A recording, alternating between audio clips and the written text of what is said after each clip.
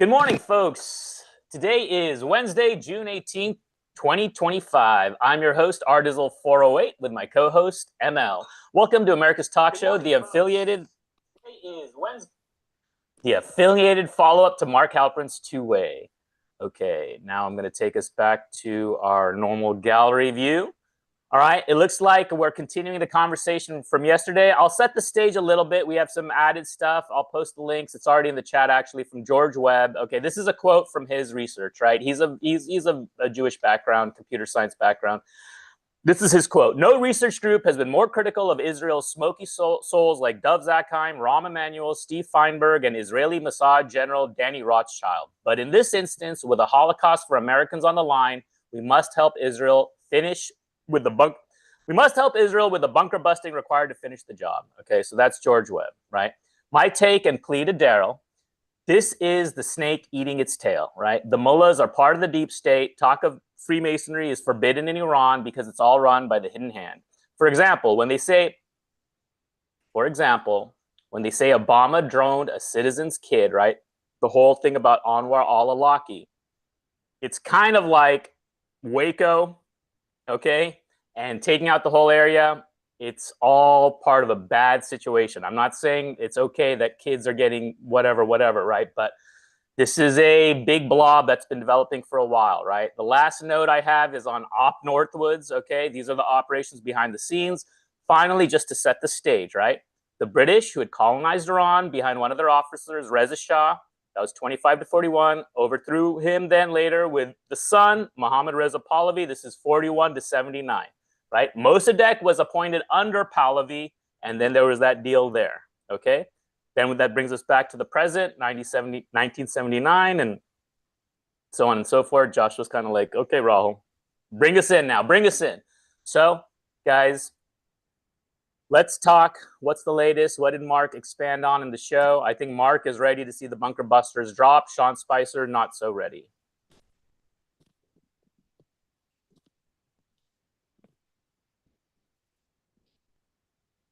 Joshua.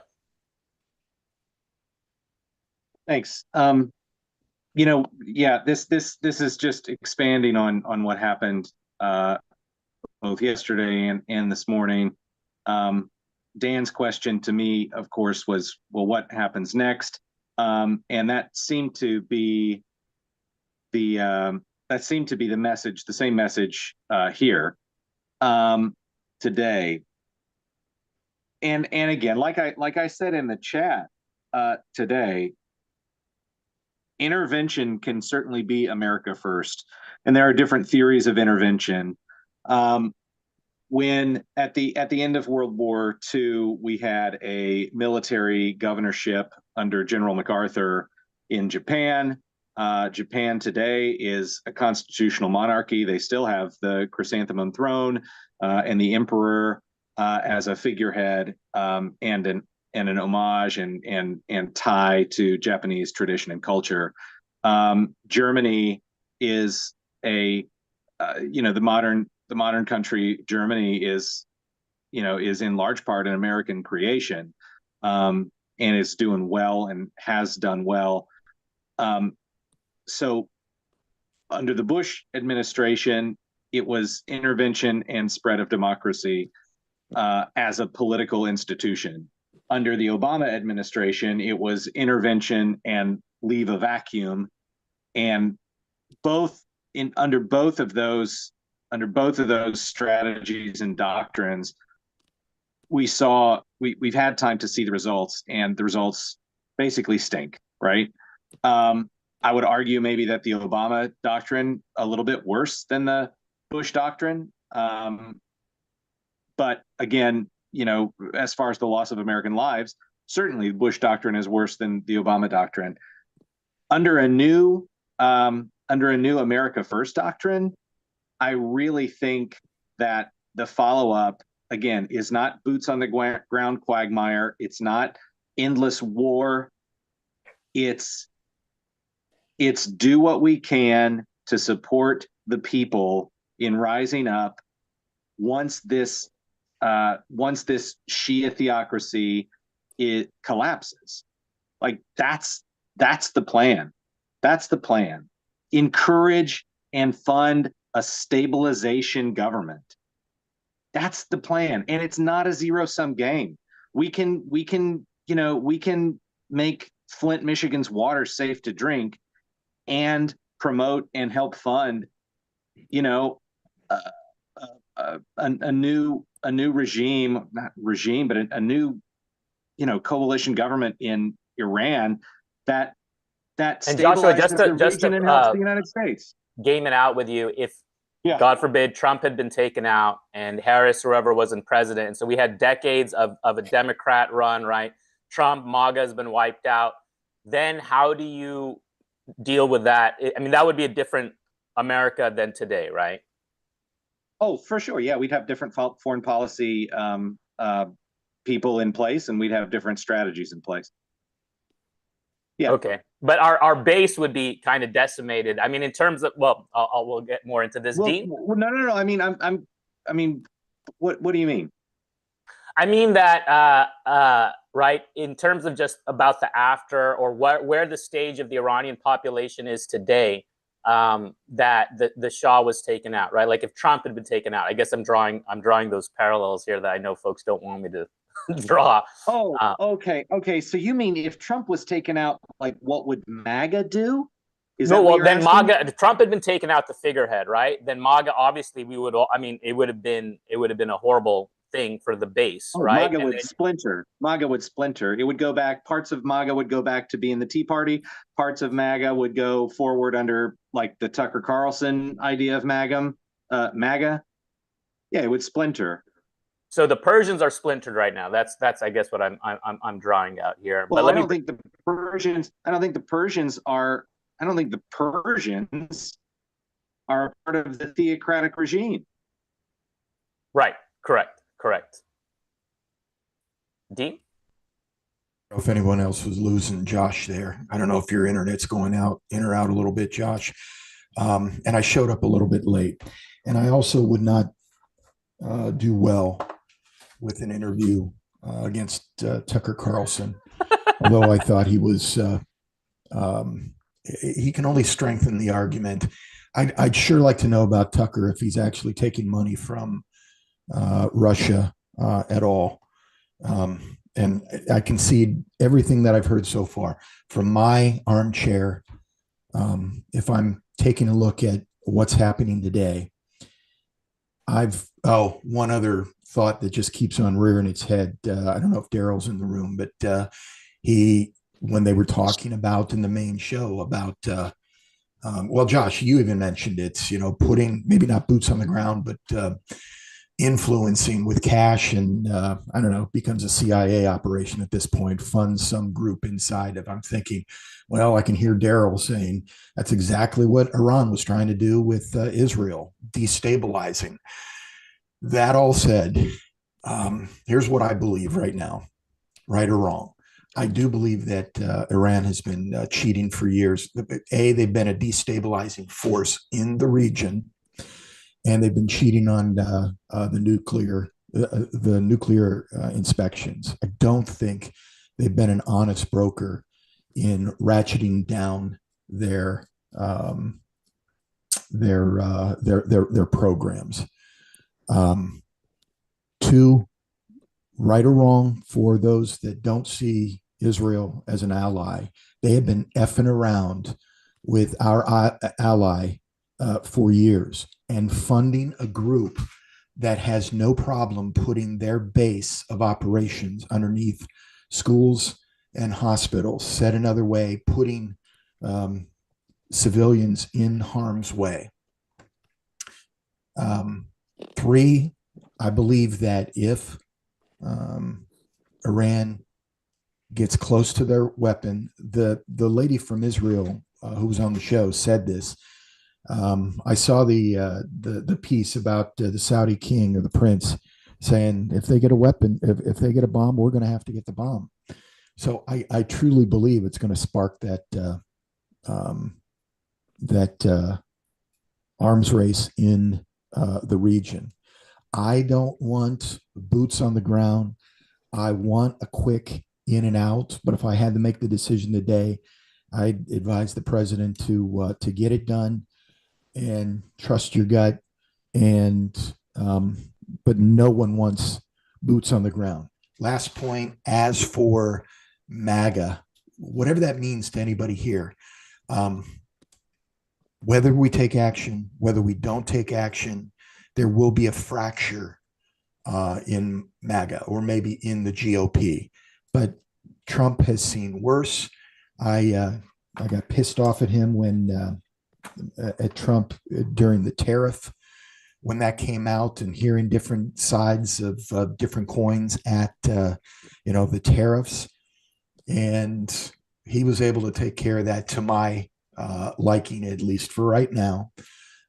So I think I'm going to trust the president for the decision that he does. This is where leaders live, and this is where they earn their keep.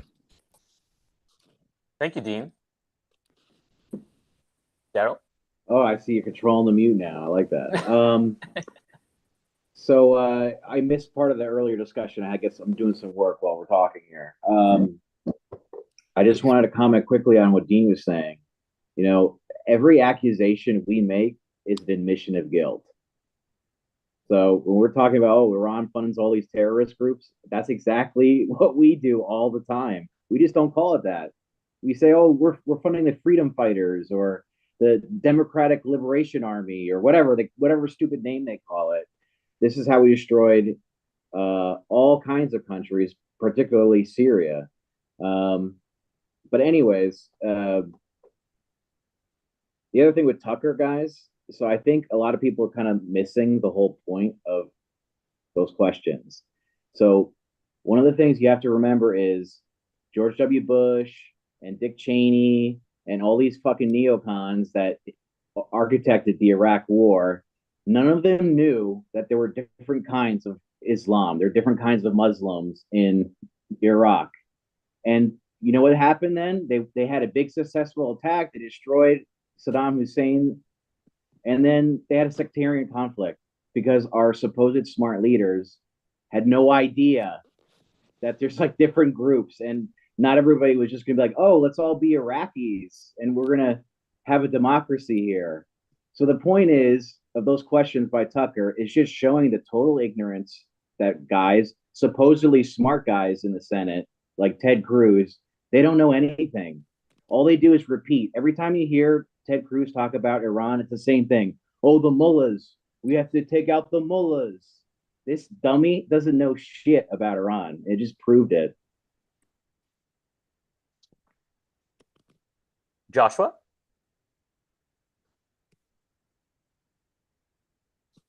Like I hear this and I've heard this time and time again.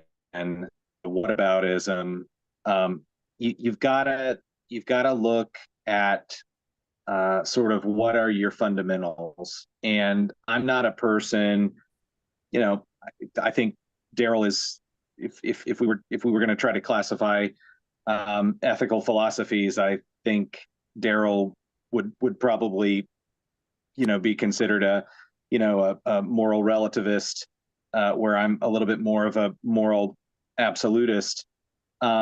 You've just got to sort of look at the fundamentals and the baseline, like what is the Iranian regime's goals when they fund Hezbollah and Hamas and the Houthis, et cetera, like what are their goals versus what are the United States goals? I think we can probably all agree. Yeah, no, we can't. We can't all agree.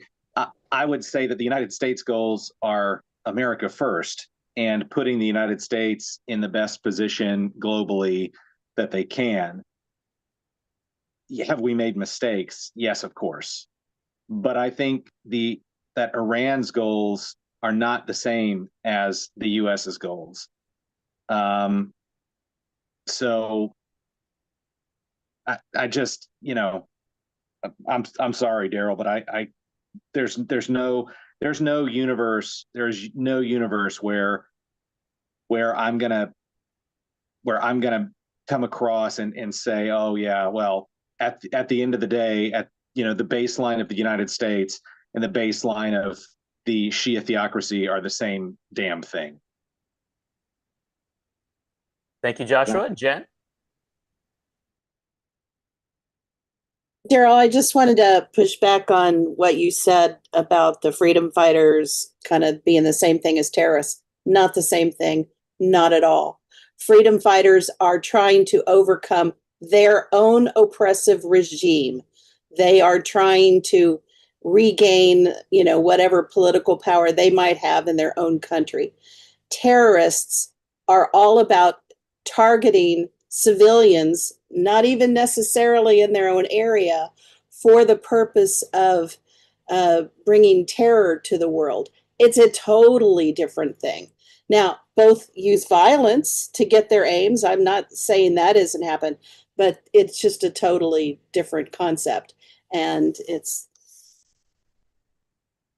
anyway, that's all I have to say.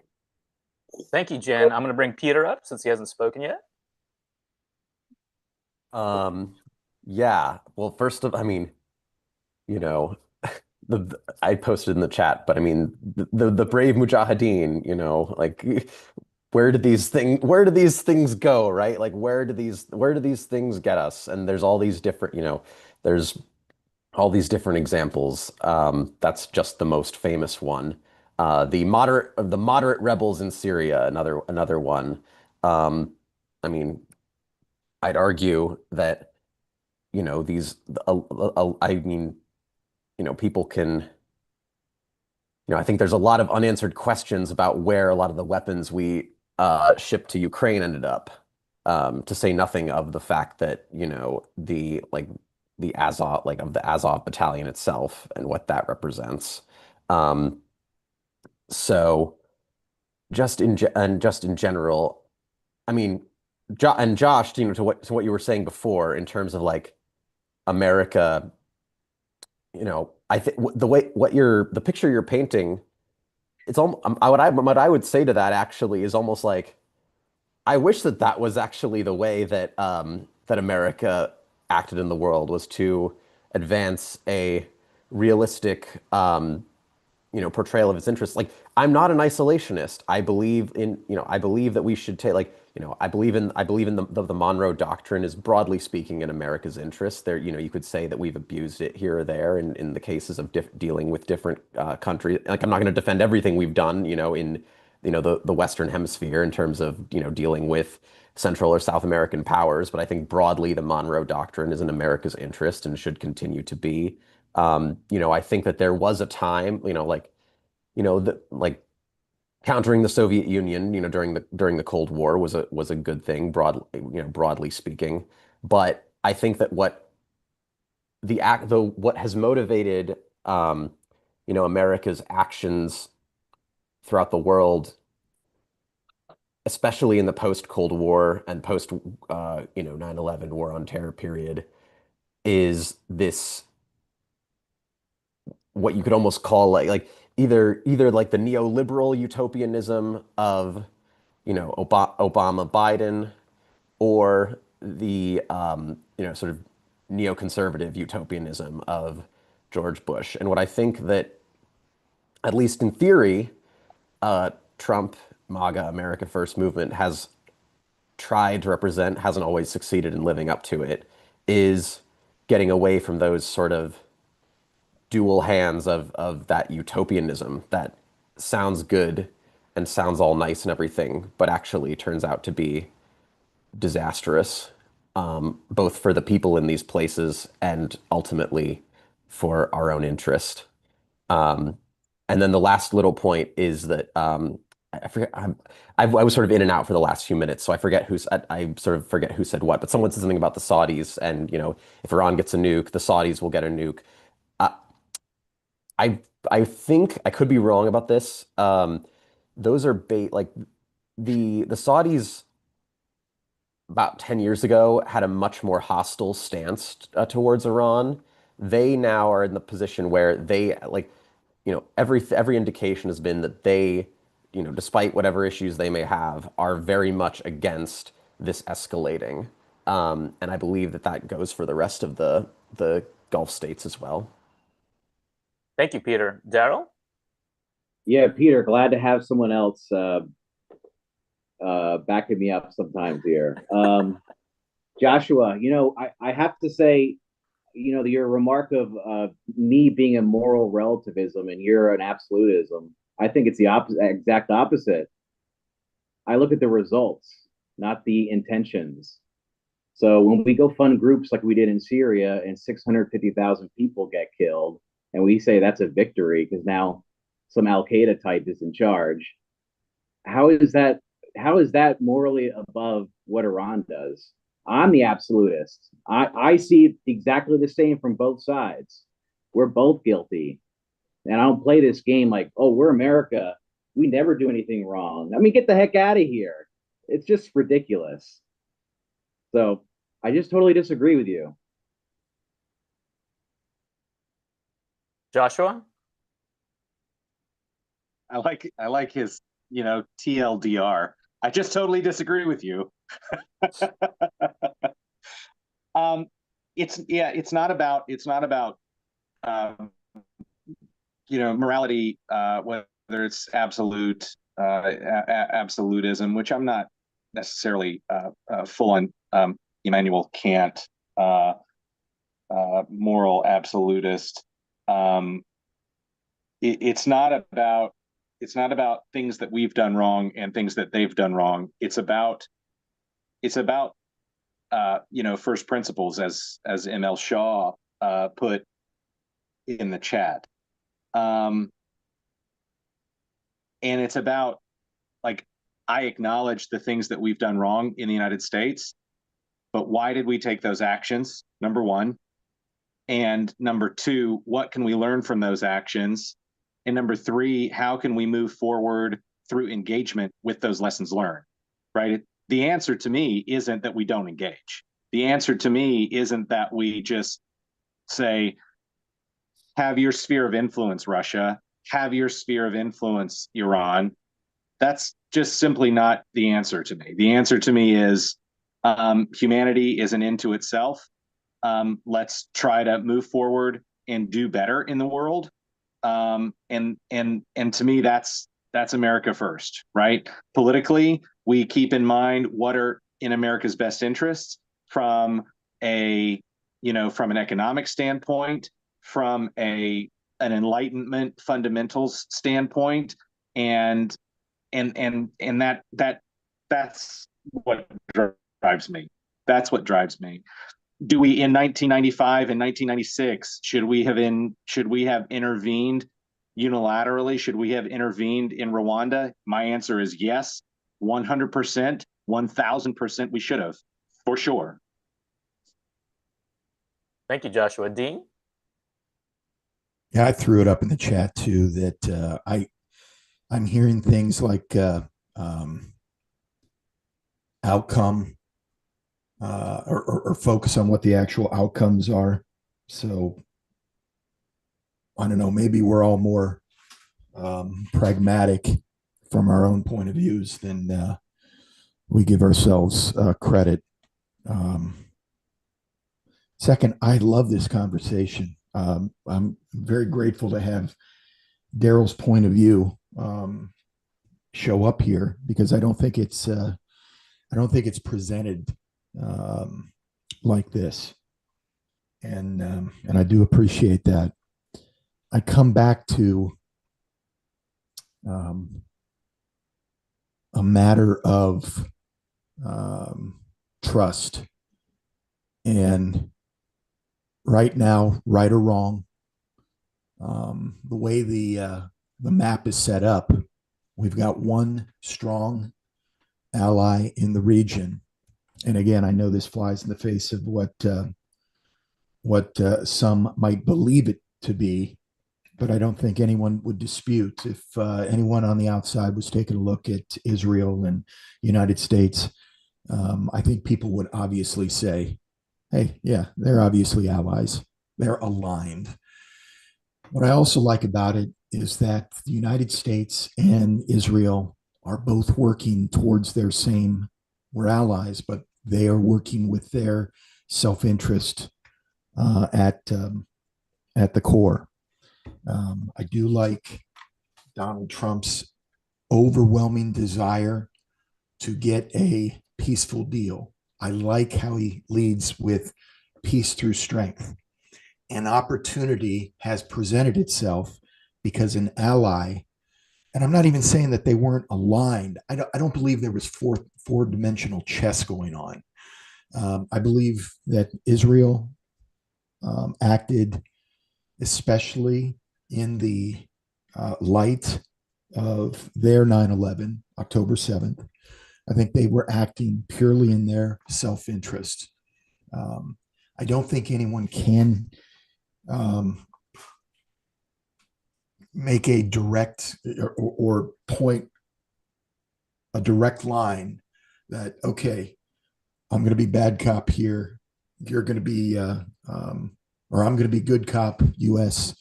and Israel, you can be bad cop. And then you're going to give us plausible deniability and come in afterwards. I don't think that's how the man operates. I truly think that he wants to, I think this is a hard decision for him.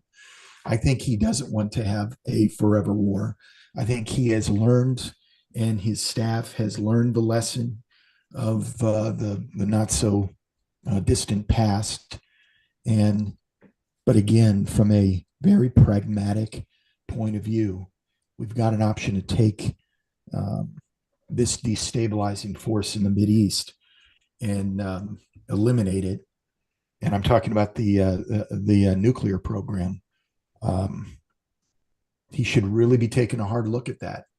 Again, with everything else that is said, doing nothing doesn't seem to be an option, even if it's not that. And I don't understand. It sounds a lot like last point. I don't understand why everyone saw the comments from Iran yesterday, bloviating on people will talk about this for centuries. What's coming in the next 24 hours. Then nothing happened. It reminded I can answer me that if I can jump in real quick. I'll finish with this. It reminded me of the bloviating we heard from Iraq back at the time. And I go ahead, Daryl, if you want to just. I'm done. I do think they hyped it up. What they did is they used their latest hypersonic missile for the first time yesterday, and all of them evaded Israeli air defense. So I agree, they hyped it, but they did do something different, and they're consistently proving that Israeli air defense is really not up to snuff. I mean, they could take out the older, slower missiles, but they can't. Starting to lose you, Daryl. We're starting to lose you. Yeah. But I heard about the missile. They're moving ones. Okay, hang tight, Daryl. We're gonna go on to Peter.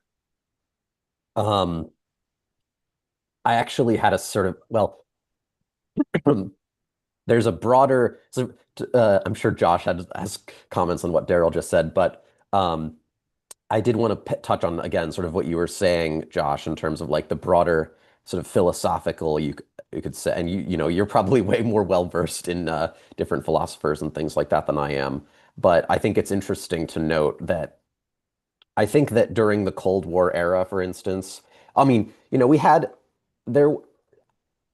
feel like there's a paradox where during the Cold War, we were seen at, like, there was more of a admission on our part that because I think for the until Trump, there was no way for, like, no one acknowledged that we were doing things in our interest. It was always in service of these ultimately, I would say, utopian, like higher ideal, like supposed higher ideals.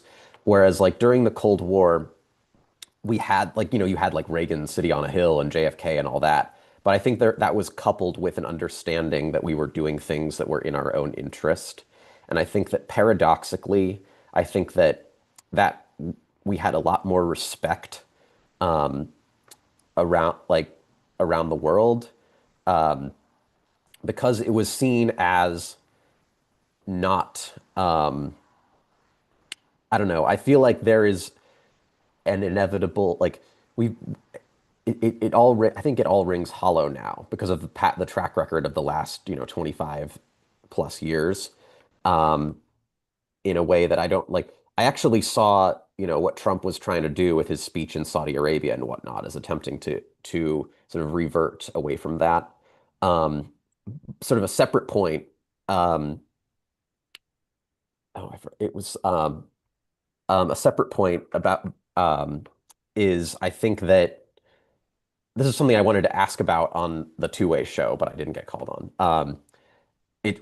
I am really,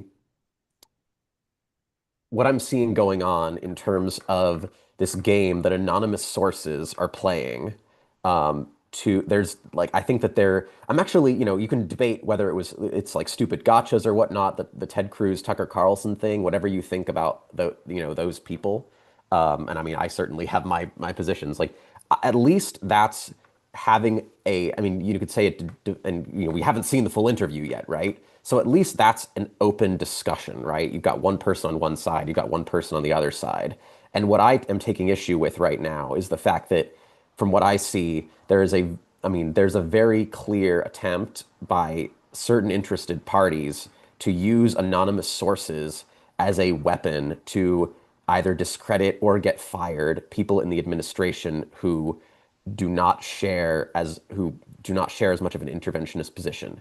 I think that the way that, like, there was an article in Politico last night based on anonymous sources basically trying to imply that Tulsi is like not a team player in the administration and that she's on the outs. Although if you actually read to the end, which most people won't, and if you read past the headline, which most people won't, there's a lot of like countervailing evidence that they include in there. But again, in the last paragraphs, which most people probably won't read, there was an article a few days ago basically insinuating that Elbridge Colby, the Undersecretary of Defense for Policy, and another guy at the Defense Department, who are believed to be some of the like remaining, because some of these folks who felt along those lines got fired a couple months back. But basically, this article was insinuating that Colby and this other guy, Michael Domino, were like resisting transferring assets from East Asia to the Middle East, and then you had Mark Levin, who was applying that and calling for them to be fired. So I think that there is a very then the Sergio Gore story that they talked about today on Morning Meeting.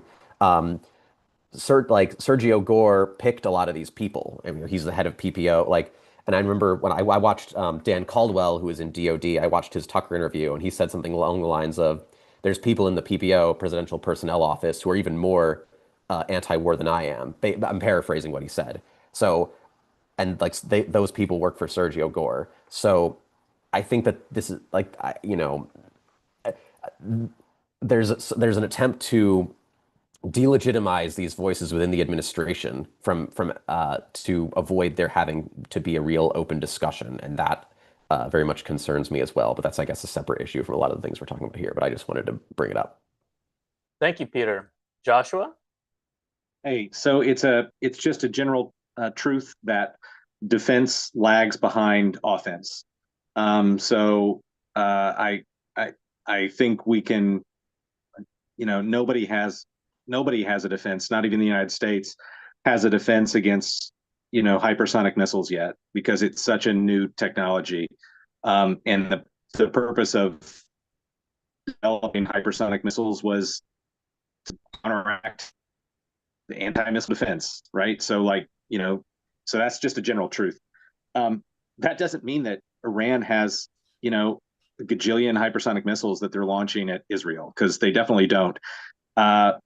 Israel's missile defense systems, Iron Dome, David Sling, Arrow systems, as well as the defense that we're providing from offshore, pretty effective, like 85% effective at stopping the missiles. Not to mention the degradation that's taking place that I mentioned yesterday, and that has been mentioned in other areas as well. The degradation that's taking place from Israeli airstrikes.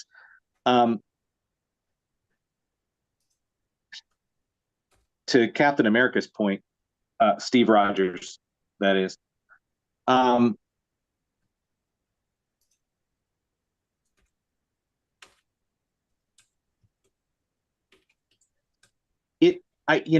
It's not.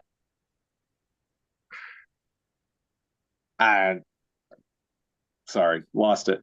I'm gonna get some coffee and I'll come back. Sounds good. Sounds good. Joshua, Dean? Yeah, thanks. A couple of points that Peter brought up. I might have lost the thread of your second question, but it is notable that the Trump administration, there is a lot of chatter and a lot of different views in the Trump administration. What drove me nuts was hearing two separate views on tariffs. I'm looking at this as a bug, and maybe I should look at it as a as a feature of the system. He certainly does like to keep his options open and let opinions play out somewhat more, and he has no problem changing direction or saying that someone, to your point about Tulsi Gabbard, who said something in the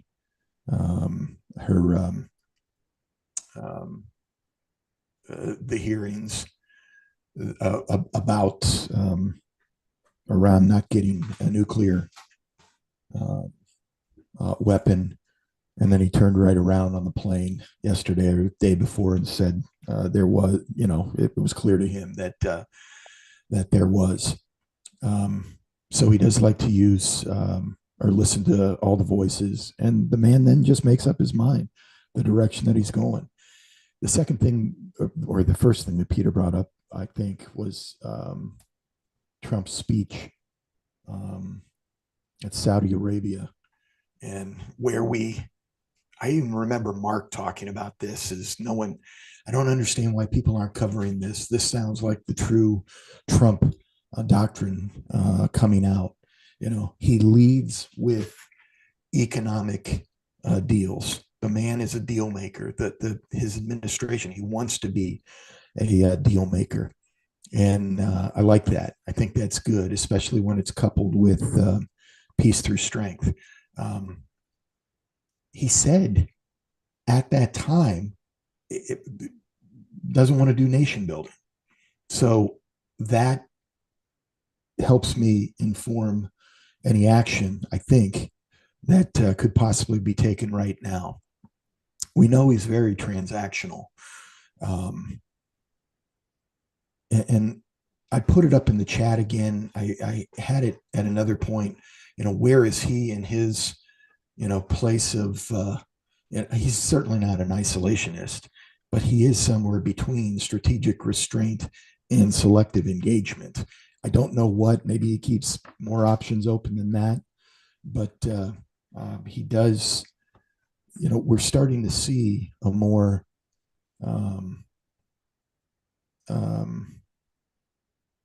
cohesive thought process. If not, it's just put out there over time. And what I also like is he pushes organizations or at least the regional folks to step up.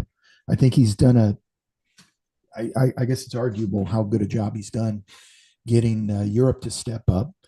And I think Europe would say, well, yeah, we've got to step up because you're not stepping up. The same action or the same, it's still, I think, starting to get the job done.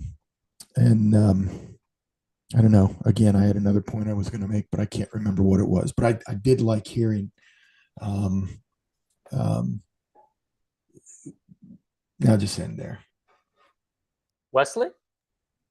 Oh, I didn't realize my hand was up. I'm just listening in. You guys, my position on this is well stated, so I don't need to go much further. I will say that I'm Peter Cloth just put in the chat that that Israel's the Washington Post article that Daryl shared about Israel's munitions and running out of their ability to defend themselves is probably propagandistic as well, and it's really hard to know where to go to get unbiased news sourcing on this whole conflict. I mean, I have a real hard time trying to find out what's actually going on the ground. So I will say that there is one thing that we should all be able to agree on, and that is that Israel can continue to prosper and exist as a country, and that whatever we can do to mitigate people dying, we should. Like, I mean, there is a real threat, and Daryl has made this point, and it's fair. In fact, it's likely that this could devolve into a Syria-like uh, situation with mass death. I don't think so, but our hopes should all be that that would never happen. The U.S. does not have a good track record on nation building in the Middle East, and it is because there's worldview differences that are irreconcilable. A Western democracy is not what the populace wants in many of these areas. So you can't build something that the people don't want. And so you would need a massive worldview shift to have anything like a functioning nation there. Real quick, I did post in the chat a list, like as an innovator and as, my job is to procure patents for my company. I keep a close eye on patent procurement by nation. I mean, the United States and China lead the world, the United States by a wide measure. But Israel is the only nation in that entire area that is prolific in their patent awards. And that's an indicator of economic activity, freedom, viability, and prosperity. And I think Israel, on average, averages about 4,200 patents a year. Egypt, 100, and then everybody else is like less than 20. So these nations are not economic powerhouses by any means, and we should want that for them. I do, but yeah. Thank you for that, Wesley. Daryl? Yeah, rare moment of agreement with Wesley. Yeah, I just wanted to comment on the AD thing, the air defense missiles. And I did post an article from the Washington Post. Yeah, maybe those numbers aren't concrete, but air defense missiles don't grow on trees. I know I posted that. I think Ukraine has suffered this issue consistently throughout the war, and yeah, 80%, 85% of the missiles don't get taken out, but for every one of those missiles that gets taken out that Iran launches, those are missiles that Israel or the United States or whoever is participating has to launch. They cost a tremendous amount of money, especially if you're taking out like a drone with a $3 million missile. The real question is, how long can Iran sustain bombardment? If this is an attrition conflict, it could potentially turn into an attrition conflict just like Ukraine and Russia. And it's going to be a question of who can bomb each other the longest. Peter? Yeah, no, look, I think obviously supplies of, like I said, obviously supplies of things are finite. More, my point was that I question again. I didn't read the whole article, so maybe I'm guilty of what I accuse people of. But it was like, I think it was posted like late last night, and it was a time for me to go to bed. So I'll claim an excuse there. But the point being, again, I from what I understand, again, anonymous sources like U.S. military, Israeli military sources. I'm sure they do not have infinity air defense missiles. I just when there's like, oh, within 10 days, like Israel won't be able to defend itself. I feel like there could be an agenda there in terms of like, oh, well, if we don't help them within 10 days, they'd have to ration the supply. Okay, fair enough. Again, I like read the first couple paragraphs right before I turned off my computer before I went to bed last night. So I haven't looked at it in depth. But what wasn't the other thing I was going to say? Yeah, so I posted something about this. I along the lines of what Sohrab Ahmari wrote about it, because again, it was originally an X post. He's written this piece for Unheard that is more it sort of expands on his original X post.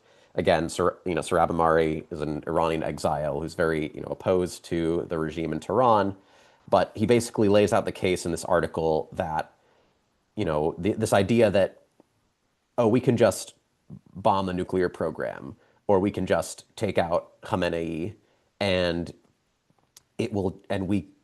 basically his thesis is we will not be able to avoid getting pulled in on a deeper level, despite even if our goal is to avoid that initially. And I find that the arguments that he makes in the piece compelling. People can read it and make up their own minds. Thank you, Peter. Joshua? Yeah, to Peter's point, I remembered almost immediately what I had forgotten when I was called upon earlier. Yeah, look, during the Cold War, I think we were talking about absolutism, or really, I think, Peter, you were talking more about like what the world considered existential threats, and I think everybody thought that the Soviet Union wasn't an existential threat. I would add that there was a lot more back in the 50s and 60s, even into the 70s. There was a lot more conventional parity between the United States and the Soviet Union. It wasn't really until maybe towards the, into the 80s, into the Reagan administration, maybe late 70s, that that we really saw the Soviet Union economically struggling, under the weight of their conventional arms spending.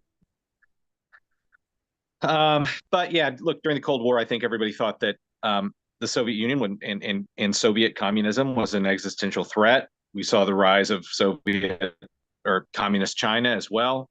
Do we make mistakes? Yeah, absolutely, we made mistakes. Vietnam was a huge mistake, and and there was a clear false flag with the Gulf of Tonkin under LBJ. So I get it. But I think the ideology of political Islam is also an existential threat, and whether it comes in the form of a theocracy in a particular region, or whether it comes in the form of refugees that bring that with them into countries that are afraid to combat it on a social level, I think it's just as much of an existential threat. Joshua, it's buried in the chat, but there's a Reuters article I posted. Leaders of the Palestinian Islamist movement Hamas turned publicly against their longtime ally, President Bashar al-Assad of Syria. That was back in 2012. Any thoughts on that? Yeah, back in 2012. Yeah, that was right after the Syrian civil war. Right. But again, it seems to be like the elephant in the room people are missing. The entire, I guess Assad allowed Hezbollah in Syria. That was maybe his like fatal blow or whatever, right? But aside from the so-called party of God, right? All these Islamists were complaining about came out against Assad. So there was NY Times says there was supposedly a deal that could have been in place between Netanyahu and Assad there. But it's hard not to see that the Muslim Brotherhood and then their Shia parallels, right, came out against Assad. So it's like, yeah, well, and again, that gets to my point about what I think might be, a burgeoning Trump doctrine, or a burgeoning cohesive Trump doctrine that is so different from an Obama doctrine and a Bush doctrine. It's not the imposition of Enlightenment fundamentals, okay, like we saw sort of the Bush doctrine was. It's not an always democracy is better than autocracy, like we saw in with Obama, like, oh, let's just like break it and leave. That was the Obama philosophy, right? Here we see that Trump is focused on economic prosperity, and Trump thinks that the peace prosperity has higher upside than war prosperity. That's what he thinks. But he seems to me, whether it's Trump 1.0 or now we see it in Trump 2.0, seems to me that he understands that that some there are some people who don't care about that. And those people got to go, right? It's okay to take those people out for the greater good of furthering that Trump doctrine of peace prosperity, right? The Ayatollah is one of them, right? I think he's learning that Vladimir Putin isn't interested in peace either. So we just need to see. I don't think Trump obviously doesn't care whether you're an Arab strongman like Mohammed bin Salman, right? He does business and gets along with Mohammed bin Salman just fine, right? But it's because he's not it's because he's not trying to spread, dissent and Islamism throughout the region, right? Like the Ayatollah is not Mohammed bin Salman. And to a certain extent, I think, look, Bashar al-Assad was Hillary Clinton's best friend until he wasn't, right? Like, so, that thing happened. Yeah. I mean, yeah, Peter, yeah, I don't know. Let's bring in maybe, ML from maybe. the Midwest. Yeah, maybe. Oh, thank you. I was just gonna say, towards the end of the week, maybe tonight, maybe Thursday, maybe Friday, maybe the weekend, at some point, Donald Trump is going to give a speech, and up until that point, the U.S. will do or won't do whatever it damn well wants. And I guess my bigger point is that when we decide to act, whether it's bombing them or regime change or whatever, the United States will do what we want, when we want, and how we want, period, in a discussion. I think that's part of this bigger drum up to the thing. And if Iran wants to play ball, they better start playing ball. If they don't want to play ball, that's fine too, but there won't be an Iran. Iran is forever done going forward in time. It's not going to ever be the same, whatever. We are not going to allow. And the other thing too is we've been amazingly restrained throughout this whole process. The power grid is still up. For the most part, their economy is still humming along. I don't see us bombing the shit out of their thing. I think we will absolutely bomb the shit out of all of their ICBM factories and all that whole supply chain, all that horse shit. That stuff's going to go bye-bye. Whether it's us or Israel doing it, doesn't matter. And there's nothing to say that Israel needs a bunker buster if we don't choose or whatever. Fine, then they'll just send in their Mossad or whatever and take it out the hard way, I suppose. But I think that change is coming of some kind. I just don't think that we're all aligned on what the hell that is, or we're all waiting for what the answer to be, I guess. But I have no doubt that we're going to take action in Iran, and it'll be of a time of our choosing, and up to our restraints, that if we want to imply those on ourselves. It is amazingly restrained up to this point.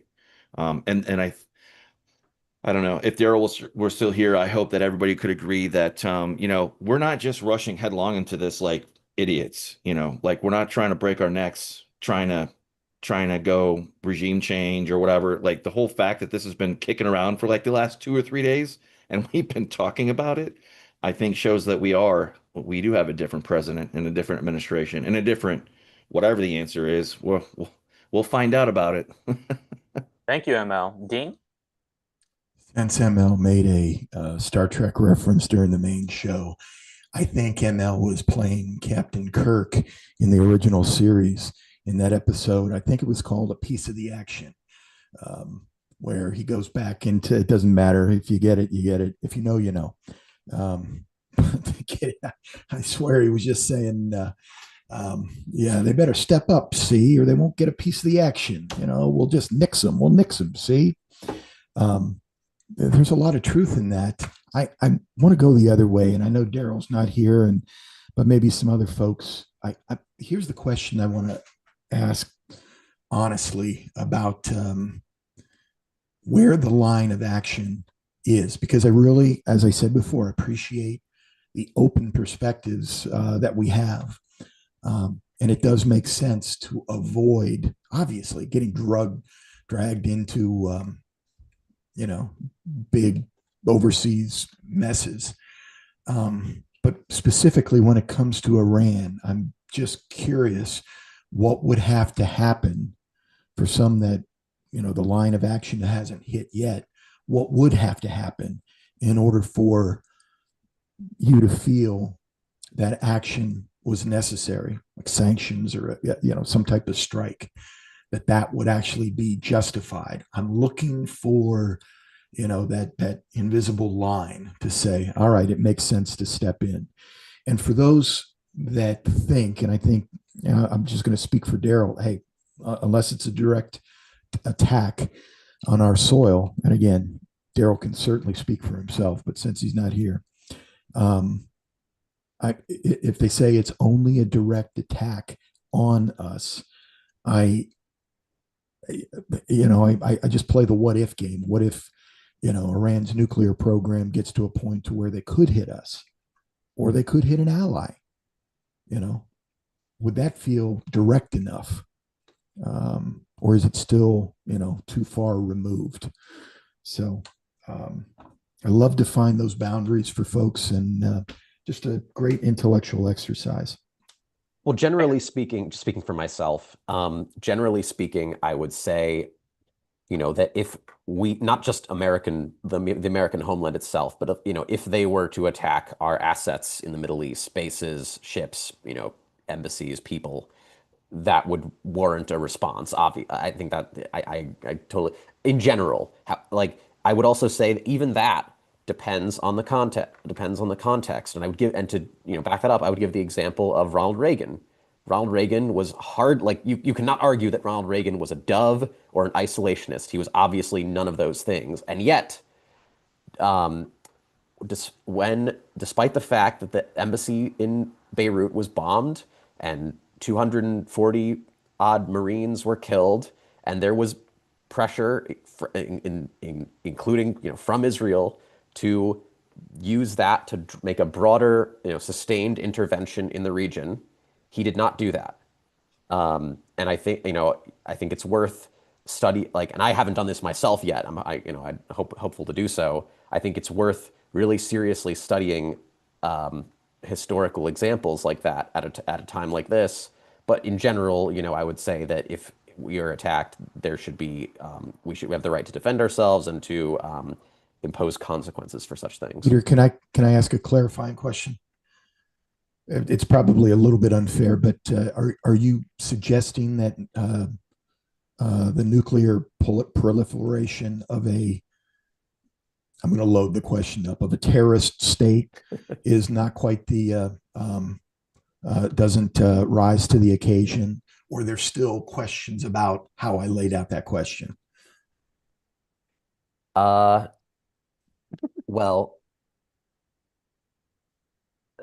I don't think it rises to the level. I don't think that it in and of itself rises to the level of a kinetic military attack on us. No. I appreciate it. I'd say it's something to be avoided and to be avoided, but it's not at that level. Thank you. Folks, Luke from China is going to show us, I guess Sean is testifying, our favorite Sean Spicer. I don't know of any other. He's testifying. Yeah, he'll be coming up soon. I think at the end of the day for all of us is that we're kind of waiting to see where this idea of nuclear weapons are, because that's always been my biggest question. The reason I always was against Iraq was, okay, we said they were there, and when we didn't find them, we had egg on our face. And I think that's one of the biggest issues I think we're having with Israel, is that they say they have it. They've been saying it for years. So what changed to make them say it was imminent?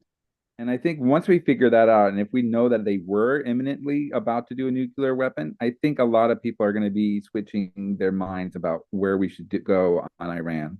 But until then, I think a lot of people are happy to let Israel go on itself, to give weapons to Israel and just let them take care of what business they have and pray for the Israeli people.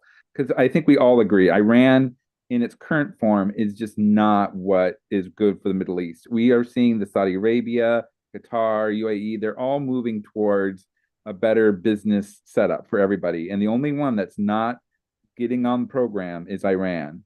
And all they're doing is just destabilizing the place. And so hopefully a better Iran will mean a better Middle East for the future. Peter?